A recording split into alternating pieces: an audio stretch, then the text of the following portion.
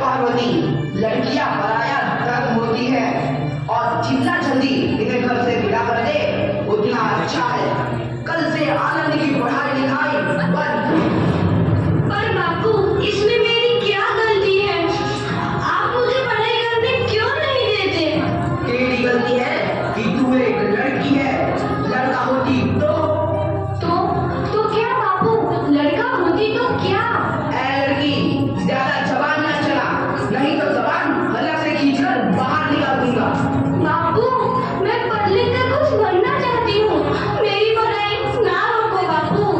आनंदी, तुझे पढ़ना है तो पढ़, लेकिन सारी उम्र बाप की छाती पर यूं बोझ बनकर लाद है।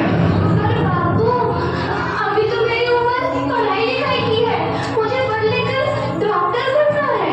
पढ़ाई पढ़ाई पढ़ाई, आज तो तेरी किताबों का काम तमाम करके ही छोड़ूंगा। ये ले। नहीं बापू, मत पढ़ो बापू।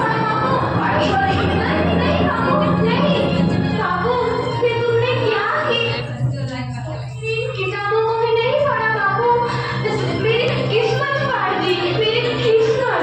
ये काफी किताबें ना सिर्फ छोरों के हाथ में अच्छी लगती है, लड़कियों के हाथ में तो सिर्फ मेहंदी अच्छी लगती है, मेहंदी। पर बापू, मैं लड़की हूँ तो क्या हुआ?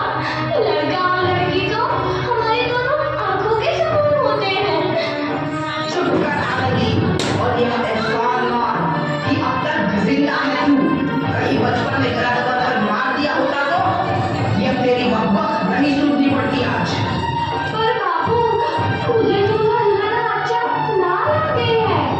देख छोरी, जितना जल्दी हो तू चूल्हा जलाना सीख ले, उतना ही अच्छा है तेरे लिए। और हाँ, तेरा ब्याह तो होगा, वो भी कल के कल। अपना जीवन है तुम्हारी यही कहानी, आंचल में है दूध और आंखों में है पानी। मुझे माफ कर दे बेटी, तेरे बापू के जिद के आगे मेरी एक न चलेगी। माफ कर दे बेटी, मुझे माफ कर दे। इस प्रकार मात्र 9 वर्ष की छोटी उम्र में आनंदी का विवाह गोपाल राव जोशी से हो गया। बाल विवाह एक सामाजिक कुरीति है और इस कुप्रथा का शिकार होना पड़ा आनंदी को। 5 वर्ष बाद आनंदी 14 साल की हो गई है। उसके घर एक शिशु ने जन्म लिया है। देखते हैं आगे क्या हुआ। देखिए ना, इसे क्या हो गया है? इसका माथा तो अंगार की तरफ तक रहा है, इसे तो बहुत तेज बुखार है। आप बिना कुछ भी बोलते हैं, नीचे मुझे। माताओ, जल्दी से वेद जी को बुला के लाओ। जी, अभी बुला के लाता हूँ। ये तुम क्या कर रही हो आनंदी? भगवान की विभूति लगा रही हूँ। बस करो आनंदी, ये सब अंधविश्वास है। अरे आप यकीन तो कीजिए, भगवान की कृपा से इसका माथा ठंडा हो रहा है और बुखार भी उतर गया है ना बाबू? देखिए, दीजिए मुझे। उठो बाबू, आंखें खोलो, तुम्हें तुम्हारी माँ बुला रही है। आंखें खोलो, देखिए ना इसे क्या हो गया है, आंखें भी नहीं खोल रहा। आंखें खोलो बेटा, आप चुप क्यों है? आंखें खोलो बेटा, आंखें खोलो।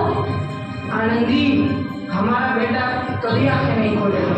नहीं, ऐसा नहीं हो सकता।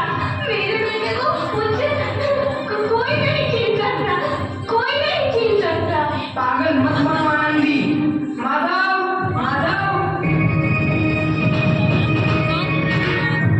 आनंदी, बंद करो ये पागलपन। भगवान ने मेरा बच्चा छीन लिया। भगवान ने नहीं, तुम्हारी अशिक्षा और अंधविश्वास में तुम्हारा बच्चा छीना है। अगर तुम पढ़ी लिखी होती तो आज हमारा शिशु जीवित होता। तुम अनपढ़ थे आनंदी, अनपढ़। नहीं, अब मैं अनपढ़ नहीं रहूंगी, नहीं रहूंगी मैं अनपढ़। मैं पढ़ूंगी ताकि कल किसी और आनंदी को इलाज के अभाव में अपना बच्चा ना खोना पड़े। शाबाश आनंदी, और यही तुम्हारे अपराध के लिए प्रायश्चित भी है।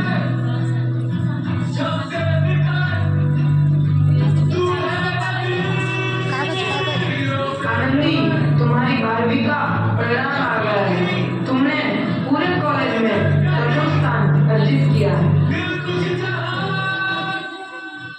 खुश क्यों नहीं हो रही वो? आनंदी, तुम्हारी मेहनत रंग लाई है, तुम्हें शिक्षा वृत्ति मिली है, ये लो तुम्हारे अमेरिका जाने की टिकट। मुझे शिक्षा वृत्ति मिल गई, मैं अमेरिका जा रही हूँ।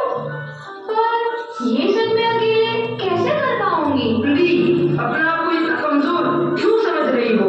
फिर इतना पढ़ने लिखने का क्या फायदा? तुम अभी गवार की गवार नहीं हूँ मैं अब गवार।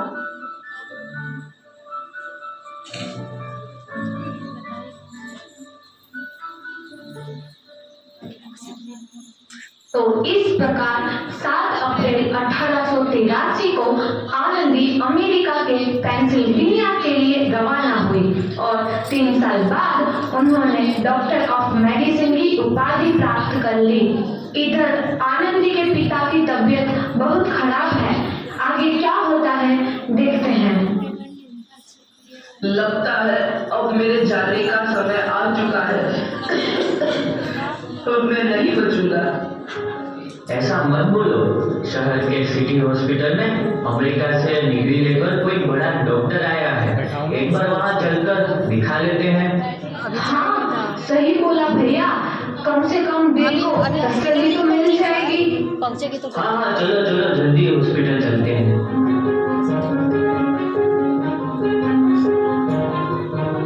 इस मरीज की हालत तो बहुत ही खराब है। कोई चमत्कार ही इसे बचा सकता है। ऐसा मत बोलो भाई, डॉक्टर साहब कब तक आ जाएंगे? लो आ गई डॉक्टर मैडम। डॉक्टर मैडम जल्दी देखिए, मरीज की हालत बहुत ही वचन, ये कैसा वचन? अरे श्यामला, तुमने पहचाना नहीं? तुम्हारी बेटी आनंदी। आनंदी? मेरी बेटी आनंदी? डॉक्टर? हाँ बाबू, वही आनंदी जिसके लिए बचपन में तूने चूल्हा और दुल्हा के अलावा कुछ नहीं सोचा था। आनंदी, आनंदी मेरी बेटी, मुझे माफ कर दे, मैं तेरा गुनहगार हूँ बेटी। नहीं नहीं बापू, वही आनंदी जिसके हाथ पे ये करके तुम उसकी सारी जिंदगी काला कर देना चाहते थे। माफ कर दे मुझे मेरी बच्ची, माफ कर दे, मैं तेरा अपराधी हूँ मेरी बच्ची, माफ कर दे। नहीं बापू, मैंने तो तेरा एहसान चुकाया है। याद है ना अपना एहसान जो बचपन में तुमने मुझ पर किया था? पहले सुना सुना कर जीते जी मार डाला था मुझको। अब बोल, और किस किस को मारेगा?